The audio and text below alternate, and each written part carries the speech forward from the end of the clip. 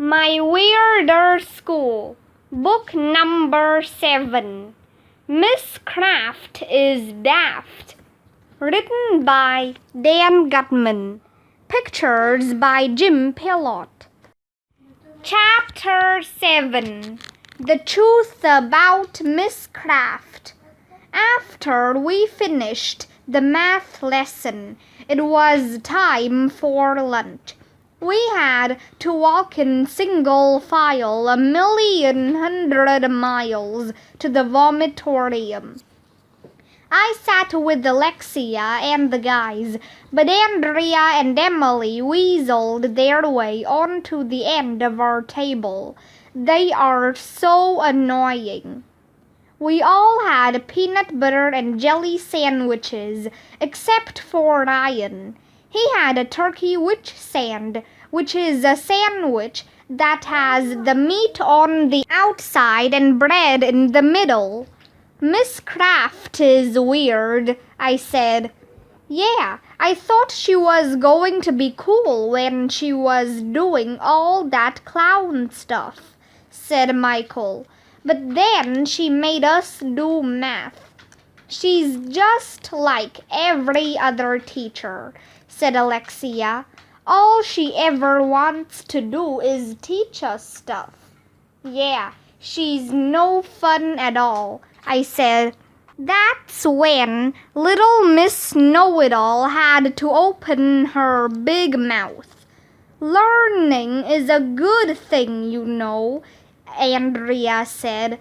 When you learn new things, it makes you a better person. Can you possibly be more boring? Asked Alexia. Andrea and Alexia started sticking their tongues out at each other, which is what you do when somebody says something mean to you. Little Miss Perfect was getting on my nerves. I tried to think of something I could do that would annoy her. So I picked up 2 straws and put them in my nostrils. Look, I'm a walrus, I announced. Everybody laughed, except for Andrea, of course. That's disgusting, Arlo, she said. So is your face, I told her. Oh, snap, said Ryan. I was going to put 2 more straws into my ears, but you'll never believe in 1,100,000 years who came over to our table at that moment. It was Mr. Klutz. He looked a little happier than before, but just to be on the safe side, I pulled the straws out of my nostrils and threw them under the table. Hi, everybody, said Mr. Klutz. I just wanted to see how you were making out with Miss Kraft. Ew, gross, I said. We weren't making out with Miss Kraft. Isn't she a great teacher? Asked Mr. Klutz. Miss Kraft is wonderful, said Andrea. She makes learning fun. Mr. Klutz liked hearing that, and he went to ask the kids at the other tables how much they liked making out with Miss Kraft. I was just thinking, I told everybody after he left. Maybe Miss Kraft isn't a real substitute teacher at all. What do you mean? Asked Alexia. Well, I said, maybe she's just a clown who ran away from the circus. People don't run away from the circus, Ryan told me. They run away from home to join the circus. Well, what about this? I suggested. Maybe Miss Kraft murdered our real substitute teacher at the circus and came to our school so nobody would know what happened. Then she would get away with murder, Neil said. I saw that in a movie once, said Michael. A guy murdered somebody and then he pretended to be the guy he murdered so nobody would know the guy was missing. That's ridiculous, Andrea said, rolling her eyes. You're just trying to scare Emily. I'm scared, said Emily. AJ may be right, said Alexia. I don't think Miss Kraft is a real substitute teacher. What if she didn't murder a real sub? I suggested. What if she kidnapped a real substitute teacher and has her locked up at the circus in a cage with the lion? Stuff like that happens all the time, you know. Yeah, said Michael, and the lion is probably pacing back and forth right now, wondering why a substitute teacher is in its cage. I bet that lion is hungry, said Ryan. We've got to do something, shouted Emily, and then she went running out of the vomitorium. Sheesh, that girl will fall for anything. After Emily left, Alexia told us that at her old school the kids used to play tricks on the substitute teachers. What kind of tricks? I asked, instantly interested. Like we would all drop our books on the floor at the same time, she said.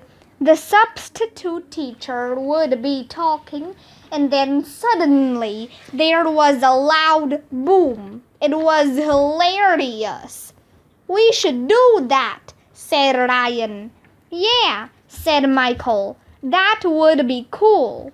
I'm not going to do that, said Andrea.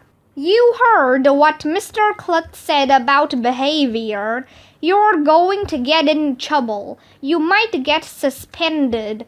Not if we all do it, said Alexia. They can't punish all of us. Everybody except for Andrea agreed that dropping our books at the same time was a great idea and that Alexia should get the Nobel Prize. That's a prize they give out to people who don't have bells. Let's all drop our books on the floor at exactly 1 o'clock, Alexia said. It was going to be hilarious. I couldn't wait for 1 o'clock to come. Chapter 8. The Great Craftini. When we got back to class after lunch, Miss Kraft was wearing a top hat and a black cape. That was weird. I looked at the clock. It was 12:30. Just a half an hour until the big book drop. Did you have a nice lunch, Miss Kraft? Asked Andrea, the big brown noser. Who's Miss Kraft? Asked Miss Kraft. I'm the Great Craftini. Watch this. She snapped her fingers.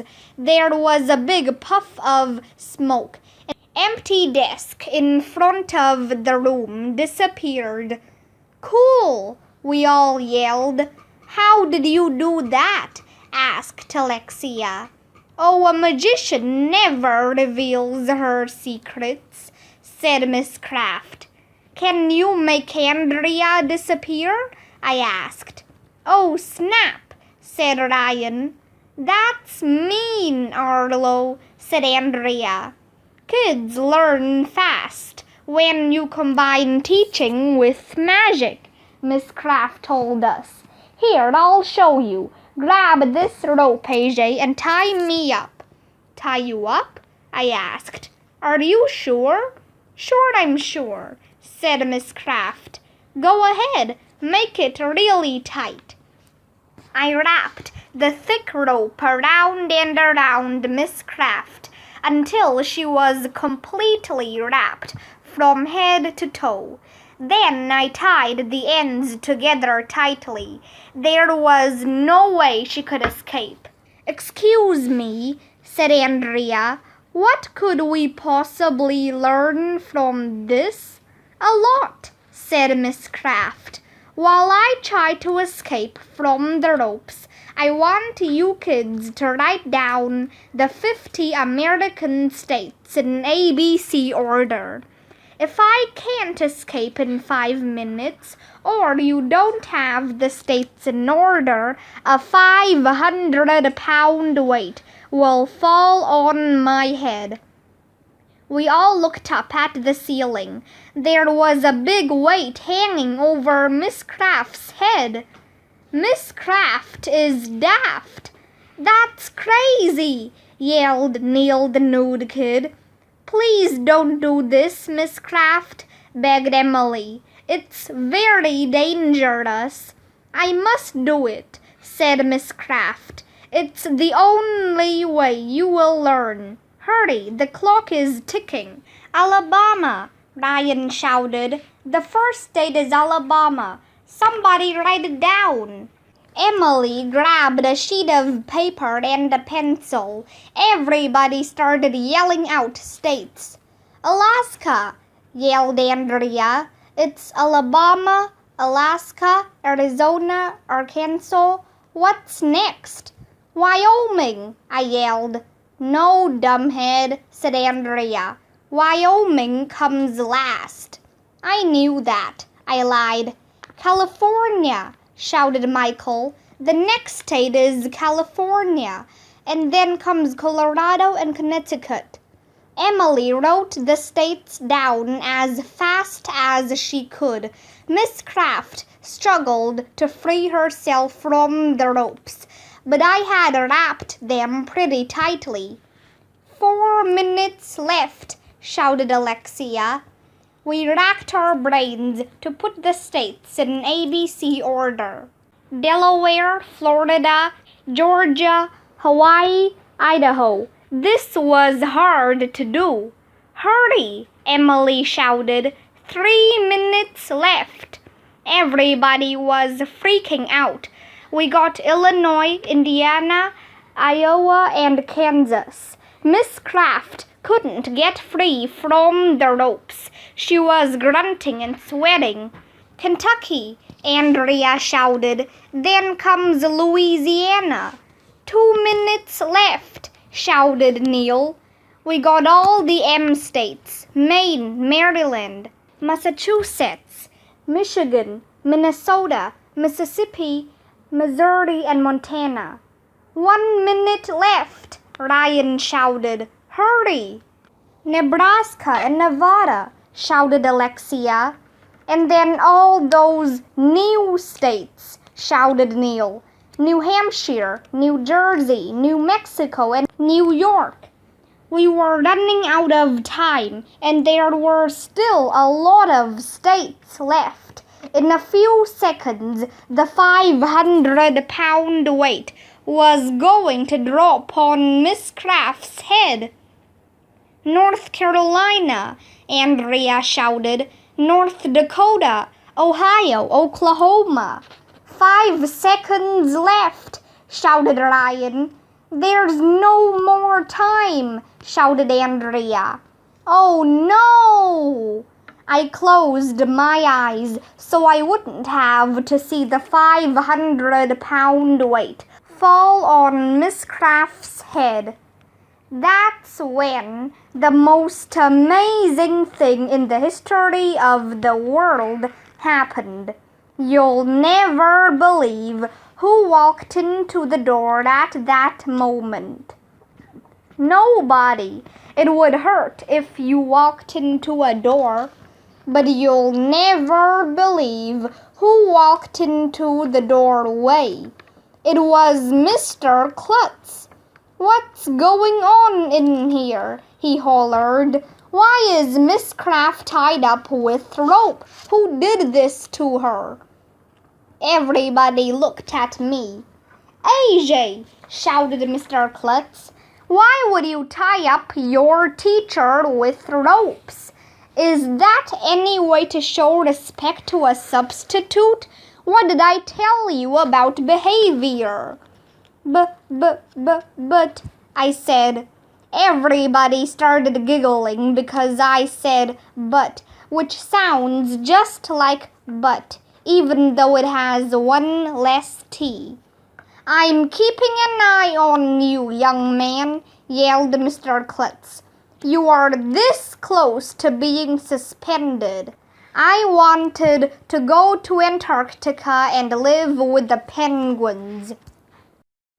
Chapter 9. The Big Book Drop. Oh, don't worry about him, said Miss Kraft after Mr. Klutz left the room. I know how to take care of principals. She also told us the 500-pound weight wasn't really going to drop on her head, and it wasn't 500 pounds either. It was made out of cardboard. She said she knew we would put the states in ABC order faster if we thought a 500-pound weight was about to drop on her head. Ryan and I untied the ropes around Miss Kraft, so she had played a little trick on us. That was okay, because we were about to play a little trick on her. I looked at the clock. It was 12:45, 15 minutes until the big book drop. Okay, everybody, Miss Kraft said. It's DEAR time. DEAR stands for Drop Everything and Read. We all have to read silently for half an hour. Ugh, I hate reading. We all took books from our desks. I had a book about fighter planes that I got from the school library. Reading it wasn't much fun, but the pictures of the fighter planes were cool. It was hard to concentrate on my book anyway, because all I could think about was the big book drop. I checked the clock. 10 minutes to go. I turned around to look at Ryan, Michael, Neil, and all the other kids.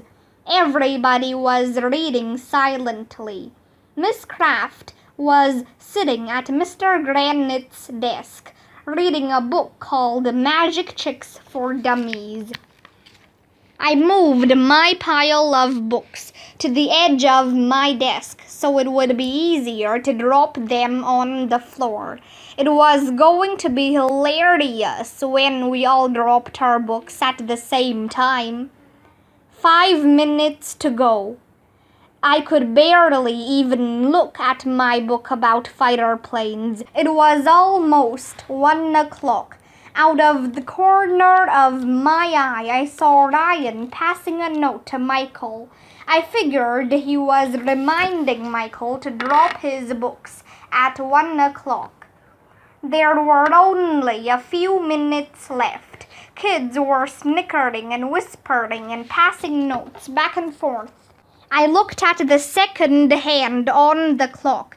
It was sweeping around the dial. This was going to be hilarious.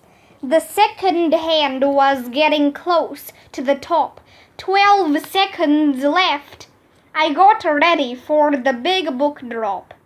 10, 9, 8, 7, 6. It was so exciting. 5, 4, 3, 2, 1. 1 o'clock. It was time. I pushed the pile of books off my desk. Boom! My books hit the floor. Miss Kraft jumped in her seat. I looked around. Nobody else had dropped their books on the floor. What? Everybody was looking at me. I probably don't need to tell you who walked into the doorway at that moment. It was Mr. Klutz, of course. What was that loud bang? He asked.